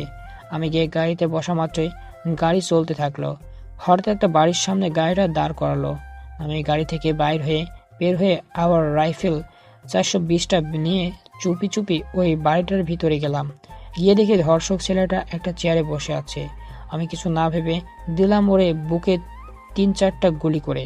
ছেলেটাকে মারার সময় একটা মেয়ে আমাকে দেখে ফেলে। আমি মেয়েটাকে অত ভালো করে দেখতে পারিনি। তখনই মেয়েটা বলতে লাগলো, নাইম তুমি এখানে, আর আমার ভাইকে কেন মারলে? আমি দৌড়ে গিয়ে গাড়িতে ওঠা মাত্রই গাড়ি চলতে শুরু করলো। আমি ভাবছি মেয়েটা আমাকে চিনল কি করে, কণ্ঠটাও বেশ চেনা চেনা লাগছিল। এসব ভাবতে ভাবতে কখন যে গাড়ি আমার বাসার সামনে এসেছে নিজেও জানি না। লিটনের ডাকে আমার ঘোর ভাঙলো। বস, আপনার বাসার সামনে এসেছে। হো। তারপর বাসায় এসে ফ্রেশ হয়ে খাওয়া দাওয়া করে ঘুমিয়ে পড়লাম। সকালে ঘুম থেকে উঠে ফ্রেশ হয়ে খাওয়া দাওয়া করে বাইক নিয়ে কলেজে গেলাম। বাইকটা পার্ক করে ক্লাসে গিয়ে সবগুলি ক্লাস করে বাইরে বের হতে তাসনিয়া কয়েকটা পুলিশ নিয়ে আমার সামনে হাজির হলো। পুলিশ দেখে ইতিমধ্যেই সকল শিক্ষক ও শিক্ষার্থী সবাই আমাদেরকে ঘিরে ধরে। তখনই তাসনিয়া বলতে লাগলো, স্যার এই শয়তানটা কাল সন্ধ্যায় আমার ভাইকে গুলি করে মেরে ফেলেছে। এই ছেলে হাজতে চলো। স্যার আমি তো খুন করিনি, ও মিথ্যা বলেছে। সব মিথ্যা আদালত যাচাই করবে। স্যার আমি একটা ফোন করতে পারি? কাকে ফোন করবে? আমার পিতা মাতাকে। ওকে করো। আমি একটু দূরে গিয়ে লিটনকে ফোন করে সব কিছু বললাম। তারপর পুলিশগুলো আমাদেরকে গাড়িতে ওঠাই, সাথে তাসনিয়া ও ওঠে আর আমাকে বলতে থাকে, নাইম কেন তুমি আমার ভাইকে মারলে? কি দোষ করেছিলাম আমরা? আমি মাথা নিচু করে আছি। তখনই গাড়ি দাঁড় করালো, কারণ সামনে 12-13টা গাড়ি দাঁড়িয়ে আছে আর অনেকগুলো লোক কালো পোশাকে দাঁড়িয়ে আছে। তা দেখে আমরা সবাই নামলাম। এদিকে আমি হাসছি। তখনই লিটন পুলিশের দিকে আসলো। তখনই একটা পুলিশ লিটনকে বলতে লাগলো, লিটন ভাই আপনি এখানে? আপনি ডাকলে তো আমি নিজেই আপনার কাছে যেতাম। রাজা যখন বন্দি থাকে তখন প্রজারা আসবেই। মানে? ওই যে আমাদের বস কে নয়ন আলী। তখনই পুলিশ এসে আমার পায়ে পড়ে গেল আর বলছে, ভাই আমাদের ক্ষমা করে দিন, আমরা আপনাকে চিনতে পারিনি। ঠিক আছে। এই বলে লিটনের কাছ থেকে একটা মুখোশ নিয়ে মুখে পড়লাম, কারণ ইতিমধ্যে রিপোর্টার এসে গেছে। অন্যদিকে তাসনিয়া তো অবাক। সে ভাবছে নাইম কি করে কে নয়ন আলী হতে পারে। তখনই আমি তাসনিয়ার কাছে গিয়ে বলতে লাগলাম, তাসনিয়া তোমার ভাইয়ের একটা বড় অন্যায় করেছে, তাই তাকে আমি মেরে ফেলেছি। নাইম আমার ভাইকে আমি চিনি। আর হ্যাঁ শুনে রাখো, আমি চলে যাচ্ছি, একদিন আমি ফিরে আসব।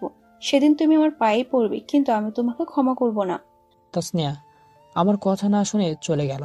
আমি এদিকে গাড়ি বের করে আমার বাসায় এসে আম্মুকে বলে বিশ্রাম হয়ে খাওয়া দাওয়া করে ঘুমিয়ে পড়লাম। এভাবে চলল 2টা বছর। এদিকে আমার পরিবারের সবাই আমার ব্যাপারে জানে যে আমি কেন নয়ন মাফিয়া গ্যাংস্টারের বস। অন্যদিকে তাসনিয়াও কলেজে আসে না। তার বাসায় গিয়ে দেখি তালা মারা। একদিন হঠাৎ আমার পরিবারের উপর হামলা হয়। আমার দাদা দাদিকে মেরে ফেলেছে। কে মেরেছে তার খোঁজ পাওয়া যায়নি। আমি লোক লাগিয়ে দিয়েছি, খোঁজ চলছে। আমাকে একটা কাজের জন্য রাশিয়া যেতে হবে, তাই আমার বাড়িতে অনেকগুলো সিকিউরিটি গার্ড লাগিয়ে দিলাম, যেন কেউ আর আমার পরিবারের লোকদের উপর হামলা চালাতে না পারে। আমি হেলিকপ্টারে চড়ে রাশিয়ায় গেলাম। সাথে অনেকগুলো হেলিকপ্টার আছে, ওগুলো গার্ড আছে। 7 ঘন্টার মধ্যে রাশিয়ায় পৌঁছালাম। সেখানকার মাফিয়া কিংয়ের বস আর রোবট এসে আমাকে রিসিভ করে তার বাসায় নিয়ে যাই। আর রাতে উনি আমার কাছে এসে বলে, বস, আপনাকে ডাকার কারণ হচ্ছে আমাদের দেশে অনেক চোরাই কারবার চলে আর অনেক মেয়ে ধর্ষিত হচ্ছে, কিন্তু কে এই কাজগুলো করছে আমরা তাদের ধরতে পারছি না। ও 7 দিনের মধ্যে সব ঠিক হয়ে যাবে, আপনি কোনো চিন্তা করবেন না। ওকে বস। পরের দিন সকালে আমার সকল লোকদের এক জায়গায় ডাকি, ওদের বলি এই রোবটের আন্ডারে যতগুলো লোক আছে তাদের উপর পরিপূর্ণভাবে নজর রাখবে, আর যাদের সন্দেহজনক মনে হবে ওদের ওইখানেই মেরে ফেলবে। কিন্তু বস, আমি যা বলছি তাই করবে। 2 দিন পর শোনা গেল রোবটের কয়েকটা লোককে খুন করা হয়েছে। তাই রোবট আমার কাছে এসে বলল, বস, এদিকে যেদিন দিন আমার লোকগুলো মারা যাচ্ছে। ওদের মরতে দাও। কি বলছেন এসব বস? ঠিক বলেছি, কারণ তোমার লোকগুলোই এ দেশের এরকম কর্মকাণ্ড করেছে। ওকে বস, আপনি যা ভালো বুঝেন তাই করেন। 6 দিনের মধ্যে সব চোরাই কারবার সহ ধর্ষণগুলো বন্ধ হয়ে গেল। আমি আর এদিকে খবর পেলাম বাংলাদেশে নাকি নারী পাচার সহ যুবক সমাজের কারা যেন ধ্বংস করছে। এই খবর পেয়ে আমি আম্মুকে ফোন করে বললাম, আমি বাংলাদেশে যাচ্ছি, কয়েকদিন পর তোমাকে কেউ আনবো। রোবটের কাছ থেকে বিদায় নিয়ে হেলিকপ্টারে উঠে বসলাম। সাথে অনেকগুলো হেলিকপ্টারও আসে। তখনই লিটন বলে উঠল, বস, আমরা কোন জেলায় যাব? নীলফামারী জেলায় চলো, আর ওইখানে আমি কিন্তু ছদ্মবেশে থাকবো। ওকে বস। আর আমি নীল ফার্মির মামুনকে বলে আমাদের থাকার জায়গা ঠিক করেছি। লিটন, আমি একটা কলেজে ভর্তি হয়ে ওইখানকার মেসে থাকবো। ওকে বস। প্রায় 8 ঘন্টার মধ্যে আমরা নীলফামারীতে পৌঁছালাম। তারপর আমি একটা কলেজে ভর্তি হয়ে ওইখানকার মেসে থাকতে শুরু করলাম। শেষ হলো আমার আগের অতীত। এই আমি কাকে দেখছি? এ তো হলো তাসনিয়া, আমার আগের জিএফ। এর হাতে আমার পাকিস্তানের রিলেশন হয়, আবার একটা কারণবশত আমাদের ব্রেকআপ হয়ে যায়। তাসনিয়াকে বললাম, তাসনিয়া তুমি এইখানে? হ্যাঁ, আমি এখানে তোমাকে মেরে আমার ভাইয়ের প্রতিশোধ নিতে এসেছি। কি দেশ করেছিল আমার ভাই? তোমার ভাই একটা মেয়েকে নির্মমভাবে ধর্ষণ করে মেরে ফেলেছে। মানে কি বলতেছো নাইম? হ্যাঁ, আমি ঠিকই বলছি। আমাকে ক্ষমা করো নাইম, আগে যদি জানতাম তবে এমনটা করতাম না। তুমি আমার পরিবারের সবাইকে মেরে ফেলেছো। আচ্ছা, তোমার ভাইকে তো আমি মেরেছিলাম, তবে তুমি আমাকে মেরে দিতে আমার পরিবারের লোকজনকে কেন মারলে? এই বলে ঠাস ঠাস করে গুলি করে ওদের 3 জনকেই এই পৃথিবী ছেড়ে পরপারে পাঠিয়ে দিলাম। অনেকজনকে মেরেছি, কিন্তু কখনো আমার চোখ দিয়ে অশ্রু বের হয়নি। কিন্তু আজ যে অশ্রু বাধা মানছে না, চোখ দিয়ে অশ্রু গড়িয়ে পড়ছে।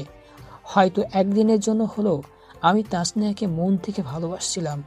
তারপর লিটনকে বললাম, লিটন, এই লাশগুলো নদীর ধারে ফেলে দিয়ে আসো। ওকে বস। তারপর একটা বাইক নিয়ে আমি মেসে গেলাম। তারপর খাওয়া দাওয়া করে ঘুমিয়ে পড়লাম। হঠাৎ ফোনের শব্দে ঘুম ভেঙে গেল। ফোনটা হাতে নিয়েই দেখলাম একটা আননোন নাম্বার থেকে ফোন আসছে। রিসিভ করতেই ওই দিক থেকে, বস, কালকে বিকেল 5টায় জোকার কিং ফেসবুক লাইভে আসবে। ও তুমি? আরও ইনফরমেশন বের করো। ওকে বস। আমি দিয়েছি। তুমি এত সকালে মেসে কেন? আমি কি আসতে পারি না? তা নয়, কি বলতে এসেছো? তখনই বন্যা দরজা বন্ধ করে দিল। আমি বললাম, বন্যা দরজা বন্ধ কেন করলে? বন্যা কোনো কথার উত্তর না দিয়ে আমার দিকে এগিয়ে আসতে লাগলো, আর আমি পিছোতে লাগলাম। পিছাতে পিছাতে বিছানায় এসে পড়লাম। তখনই বন্যা আমার কাছে আসলো, এসে আমার ঠোঁটের উপর তার ঠোঁট মিলিয়ে দিল আর পাগলের মতো চুষতে লাগলো। কিছুতেই থামছে না। এদিকে আমার দম বন্ধ হয়ে আসছে। এক পর্যায়ে বন্যা নিজের আমার ঠোঁট থেকে তার ঠোঁট আলাদা করে নিল। আমরা দুজনেই হাঁপাচ্ছি। তখনই বন্যা বলে উঠল, কেমন দিলাম? একেবারে হাঁপিয়ে দিয়েছ। তারপর কিছুক্ষণ গল্প করে আমরা কলেজের দিকে যাচ্ছি। হঠাৎ আমার চোখ পড়লো কয়েকটা ছেলে মিলে একটা মেয়েকে টিস করছে। এটা দেখে তো আমার মাথা গরম হয়ে গেল। আমি বন্যাকে বললাম, তুমি এখানে দাঁড়াও, আমি ওই ছেলেগুলোকে সাইজ করে আসতেছি। ওকে। তারপর আমি ছেলেগুলোর কাছে গিয়ে বললাম, ভাইয়া, এভাবে মেয়েদের টিস করছেন কেন? আমরা কাকে কি করব আর না করব তাতে তোর কি রে? আমার শার্টের কলার ধরে আমি আমার হাত মুঠো করে সর্বশক্তি দিয়ে ছেলের পেটে দিলাম একটা বাড়ি। ছেলেটা একটু দূরে গিয়ে পড়ল। তখনই বাকি ছেলেগুলো আমাকে মারতে আসলো। আমি হিন্দি ফিল্মের নায়কদের মতো সবাইকে মাটিতে শুইয়ে দিলাম। ওরা হামাগুড়ি খেতে খেতে পালিয়ে যায়।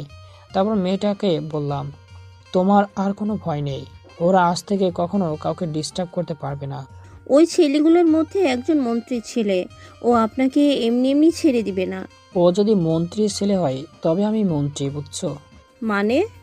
কিচ্ছু না, তুমি এখন তোমার বাসায় যাও। তারপর বন্যাকে নিয়ে কলেজে গিয়ে ক্লাসে বসলাম। কিছুক্ষণ পর স্যার আসলো এবং ক্লাস করাতে লাগলো। একে একে সবগুলো ক্লাস করে বাইরে বের হতেই দেখি তখনকার ছেলেগুলো আর সাথে পুলিশ। ছেলেগুলো আমাকে দেখিয়ে দিয়ে বলতে লাগলো, স্যার এই ছেলেটা আমাদের মেরেছিল। স্যার ওরা একটা মেয়েকে টিস করছিল, তাই ওদের মেরেছি। ওগুলো কথা আদালতে হবে, এখন তুমি চলো। স্যার আমি একটা ফোন করে আসতেছি। কাকে ফোন করবে? আমার একটা ছোট ভাইকে। ও। তারপর আমি লিটনকে ফোন করে সব বললাম। বলে পুলিশের কাছে এসে বললাম, স্যার চলেন। এদিকে বন্যা ভাবছে, এত বড় একটা মাফিয়া ইচ্ছা করলে তো এক নিমিষেই ওই শিশুকে পুলিশ মস্তানদের লাশ ফেলে দিতে পারে, কিন্তু ইনি আবার উল্টাটা করছে, নিজেই পুলিশকে বলছে স্যার চলেন। আমি বন্যার ভাবনায় ধরায় ইতি ঘটিয়ে দিয়ে বললাম, বন্যা তুমি বাসায় যাও, বিকাল 4টায় ম্যাচে আসবো, তখন দেখা হবে। 12 মাসেও দেখা করতে পারবি না, আজকে তো দূরের কথা। এখন বাজে 2:45 আর 3:45 বাজতে বাজতে তোরা আমার পায়ে ধরে কান্নাকাটি করবি। আব্বে শোন, এই শালা মনে হয় মালটাল খেয়েছে, তাই উল্টাপাল্টা বকছে। তারপর পুলিশ আমাকে গাড়ি করে থানায় নিয়ে গেল। তারপর পুলিশ বলতে লাগলো, তুই এই শহরের মন্ত্রীর ছেলের গায়ে হাত দিয়েছিস, তোর আর বাঁচার উপায় নাই। আর কিছুক্ষণ অপেক্ষা কর, তবে দেখতে পাবি কত ধানে কত চাল। অফিসার ওই শালাকে এমন মার মারবেন যেন মাটি থেকে উঠতে না পারে। তোমরা এখন যাও, ওর ব্যবস্থা আমি করছি। এই বলে পুলিশ হাতে একটা লাঠি নিয়ে আমার দিকে আসছে। যে আমাকে লাঠি দিয়ে মারবে তখনই বাইরে ঘূর্ণিঝড়ের মতো বাতাস বইতে লাগে, আর এদিকে আমি জোরে জোরে চিৎকার দিয়ে হাসছি। অমনি বাইরে থেকে পুলিশগুলো দৌড়ে এসে অফিসারকে বলতে লাগলো, স্যার স্যার, পুরো আন্ডারওয়ার্ল্ডের কিং এনকে নয়ন আলীর বাম হাত মিস্টার লিটন এসেছে। তখনই অফিসার আমাকে বলল, লিটন ভাই কেন এসেছে আগে দেখে নেই, তারপর তোর ব্যবস্থা করব।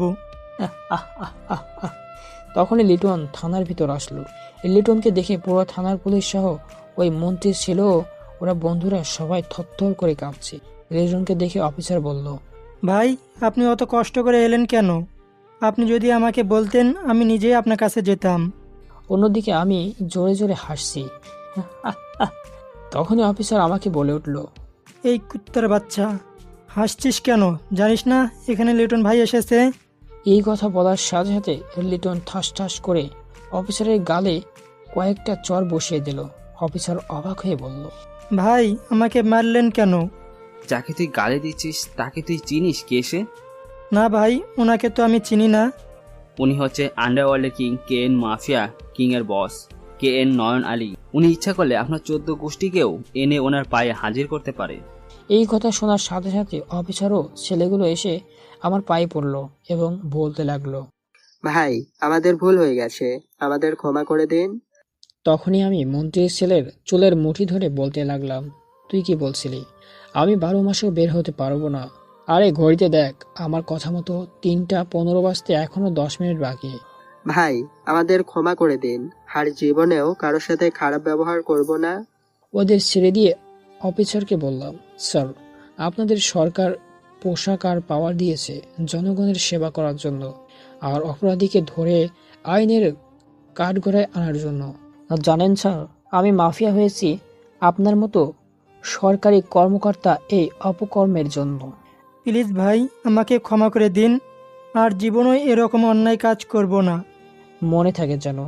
তারপর মুখোশটা পরে থানা থেকে বের হয়ে দেখি 2টা হেলিকপ্টার আর 30-40টা গাড়িও, আশেপাশে অনেকগুলো গার্ড, ইতিমধ্যে রিপোর্টারও এসেছে।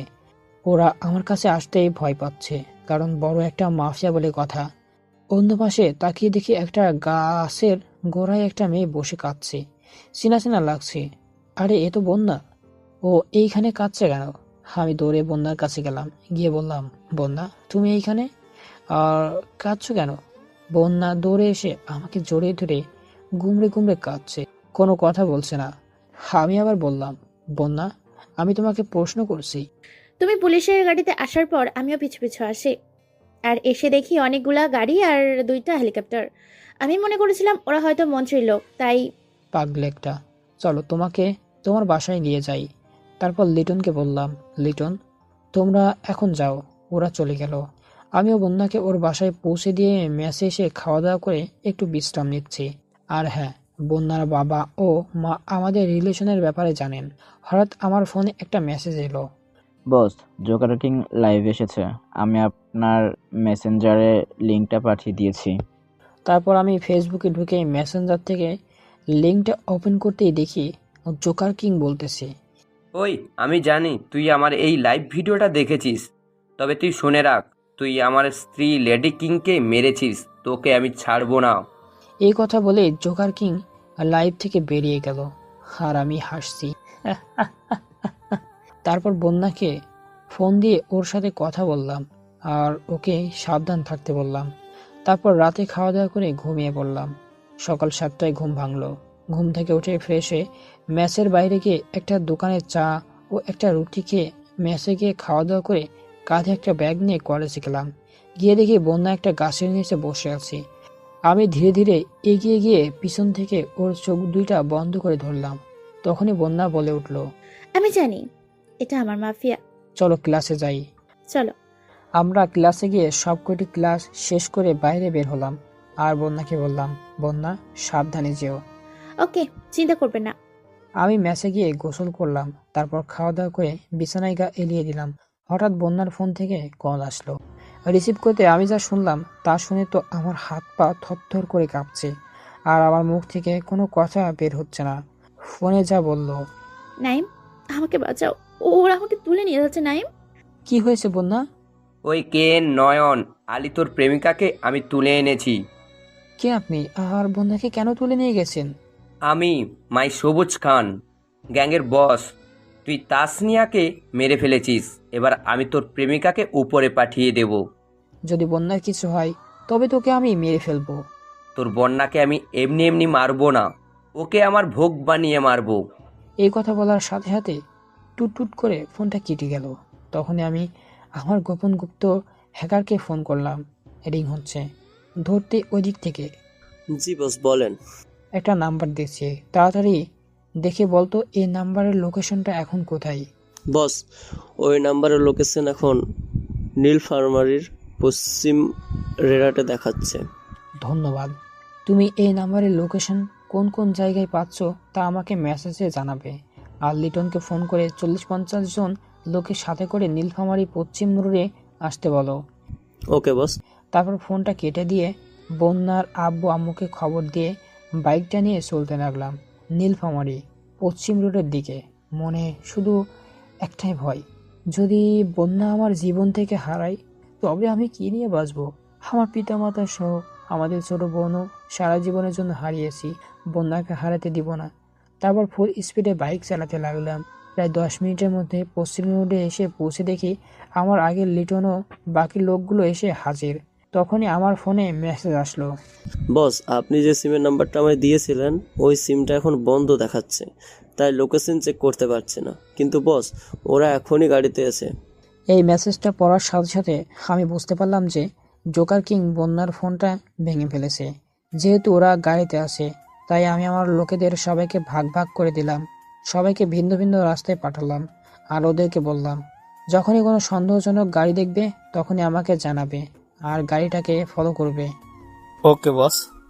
তারপর আমি পাগলের মতো বাইক চালাতে লাগলাম, এই জায়গা থেকে ওই জায়গা, প্রত্যেকটা অলিগলিতে বন্যাকে খুঁজতে লাগলাম। হঠাৎ একটা আননোন নাম্বার থেকে আমার ফোন একটা মেসেজ আসলো। মেসেজটা পড়তে আমার মুখের কোণে একটা হাসি ফুটে উঠলো। মেসেজটা ছিল, নাইম আমার বোন না বলছে ওরা আমাকে একটা গাড়ি করে কোথাও যেন নিয়ে যাচ্ছে, প্লিজ আমায় বাঁচাও।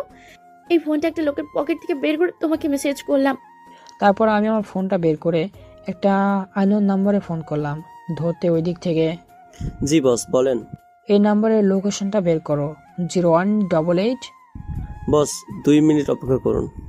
2 মিনিট পর, বস আপনার লোকেশনও আমার কাছে আছে, আমি আপনাকে যেদিকে যেদিকে যেতে বলবো আপনি সেদিকে যাবেন। ঠিক আছে।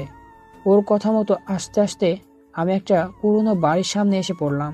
তখনই লোকটা বলছে, বস আপনি যেখানে আছেন ওখানে আশেপাশের লোকেশনটা দেখাচ্ছে। ওকে ভাই, দরকার পড়লে আবার ফোন দিব। ফোনটা কেটে দিয়ে লিটনকে ফোন দিয়ে এইখানে আসতে বললাম। আমি আস্তে আস্তে পুরনো বাড়ির দিকে যাচ্ছি। বাড়িটার কাছে যেতে বন্যার কথা শব্দ শুনতে পেলাম। বন্যা বলছে, আমার বিশ্বাস নাইম যে করেই হোক এখানে আসবেই। তোর নাইম এখানে আসা তো দূরের কথা, জীবনেও এই জায়গায় খোঁজ পাবে না। হাসতেছিস? হাস, শেষবারের মতো হেসে নে। তখনই লিটন ও বাকি লোকেরা এসে হাজির। আমি হাতে একটা রাইফেল নিয়ে সোজা বাড়িটার ভিতরে গেলাম। পিছনে আমার লোকেরা আসছে। গিয়ে দেখলাম বন্যাকে ওরা একটা হুইল চেয়ারে বেঁধে রেখেছে আর আশেপাশে অনেক লোক। আমি বলতে শুরু করলাম, জোকার কিং, তোর পালাইবার বুদ্ধি শেষ। এই কথা বলার সাথে সাথে পুরো ঘরটা ধোঁয়ায় ভরে গেল। আমাদের সবার শ্বাস বন্ধ হয়ে আসছে। ধোঁয়া কাটার পর আমি যা দেখলাম তা দেখতে আমার মাঝে অবাক চক্কর দিল। মানে জোকার কিং আবারও বন্যাকে নিয়ে পালিয়ে গেছে। তখন লিটন বলে উঠল, বস, এই দেশের জোকার কিং এর ডান হাত এমআই ফারহাদকে ধরে ফেলেছি। তারপর আমি দৌড়ে ফারহাদের চুল টেনে ধরে বলতে লাগলাম, ওই বল ওরা বন্যাকে কোথায় নিয়ে গেছে? তোকে কি বলবো? ভালোই ভালোই বলছি, বল ওরা বন্যাকে কোথায় নিয়ে গেছে? আমি বলছি তো বলবো না। বুঝলাম এভাবে হবে না, তাই একটা বুদ্ধি খাটাইলাম। আমি আমার হাতে থেকে আমার লোকেশন ঘড়িটা এমআই ফারহাদের প্যান্টের পকেটে এমনভাবে রাখলাম যেন সে কোনো মতোই বুঝতে না পারে। তারপর আমি ইচ্ছা করে ফারহাদের চুলটা ছেড়ে দিতে সে আমাকে ধাক্কা দিয়ে একটা বাইক নিয়ে কোথায় যেন যেতে লাগলো। আমি যেই আমার লোকেশন ঘড়িটা ওর পকেটে রাখছিলাম, এখন আমার ওই লোকেশন সাহায্য ওর পিছু নিলাম। কিছু দূর যেতে হঠাৎ দেখলাম লোকেশন জঙ্গলের ভিতর থেকে আসছে। আমরাও যেতে লাগলাম। কিছুক্ষণ পর জঙ্গলের মধ্যে একটা সুন্দর বাড়ি আমার চোখে পড়লো আর লোকেশনটা ওইখানে দেখাচ্ছে। তাই সবাইকে নিয়ে ওই বাড়ির দিকে যেতে লাগলাম। বাড়ির আশেপাশে 20-25টা গার্ড। আমি লিটনকে বললাম, লিটন, রাইফেলের সাইলেন্সারটা খুলে রেখে ওই গার্ডের গুলোর লাশ মাটিতে ফেলে দাও। আমার কথা শেষ হতে না হতেই গার্ডগুলোর লাশ মাটিতে পড়ে গেল। তারপর বাড়ির ভিতর গিয়ে দেখি জোকার কিং ও আরও কয়েকজন লোক মিলে ওন্না ধরে টানছে।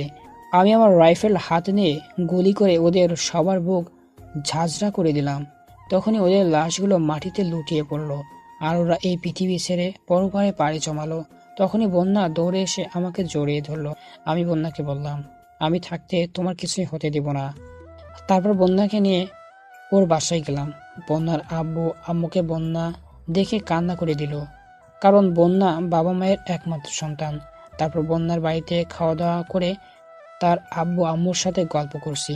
হঠাৎ বন্যার আব্বু বলে উঠলেন, নাইম, তোমার তো বাবা মা নেই, তাহলে সব সিদ্ধান্ত তো আমাদের নিতেই হবে। মানেটা ঠিক বুঝলাম না। মানে তুমি যদি চাও তাহলে আগামী সপ্তাহের শুক্রবার তোমার আর বন্যার বিয়ে দেওয়ার ব্যবস্থা করি। আপনারা যা ভালো বোঝেন। আর আমাদের এইখানকার বাসায় অনেকদিন ধরে কেউ থাকে না। বাসাটা কালকে লোক লাগিয়ে দিয়ে পরিষ্কার করে নিব। বিয়ের পর তোমরা আমাদের এখানে থাকো। না, আমার বাসা আছে, ওইখানে কে থাকবে? ওকে, যা ভালো হয়। তারপর আমি মেসে গিয়ে খাওয়া দাওয়া করে ঘুমিয়ে পড়লাম। পরের দিন সকালে ঘুম থেকে উঠে ফ্রেশ হয়ে খাওয়া দাওয়া করে লিটনকে ফোন করে বললাম সে যেন ঘর পরিষ্কার করার জন্য আমার বাসায় লোক পাঠাই। তারপর আমি আমার বাসায় গিয়ে আমিও বাকি পরিষ্কার করার লোকেরা বাসাটা ভালোভাবে পরিষ্কার করলাম। এখন বাসাটা নতুন মতো লাগছে। লিটনকে বলে ঘরে জিনিসপত্র আনার ব্যবস্থা করলাম। দেখতে দেখতে শুক্রবার এসে গেল। আজকে বন্যা ও আমার বিয়ে। বাসাটা ভালোভাবে সাজানো হয়েছে। আর হ্যাঁ, লিটন এখন থেকে আমার বাসায় থাকবে। বন্যা ও আমার বিয়ে হয়ে গেল।